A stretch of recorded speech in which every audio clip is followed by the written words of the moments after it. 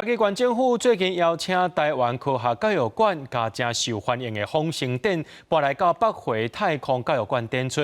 这展览内面有个互动体验，也个工作坊，真侪来参加的学生囡仔拢讲这真新鲜。囡仔家做出来的物件放入去风筒内底，趣味的结果，囡仔拢爽了，真欢喜。嘛，顺续学着科学知识。嘉义县政府邀请台湾科学教育馆、伫北回馆太空教育馆举办风声特展。飞起来的感觉怎么样？大概集中在比较稳的地方，就比较中间，胶带粘起来，再粘4个羽毛。然后再粘这4个仿生特展呢，就是要让我们去学习说，我们大自然里面有哪些东西可以运用在我们的生活里面，然后动物、植物，还有我们自然环境里面呢，有哪些生活上的智慧可以值得我们学习的。除了真侪用自然环境做主题的科学知识，现场嘛有会当动手做的工作坊，要互囡仔会当实际来认捌这的科学原理。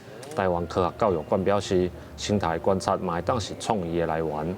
用绳子，然后串过来，然后再用这个上去固定，然后再让它用松一点，然后拉就 OK 了。那你觉得好玩吗？还蛮好玩的。培养学生创造思考的一个过程。那这个展览，我相信可以带给很多学生的话，他在创造思考过程中的一个新的点子。这个风声特展为今仔开始，一直到明年8月26日，会伫嘉义县北回馆太空教育馆内展出。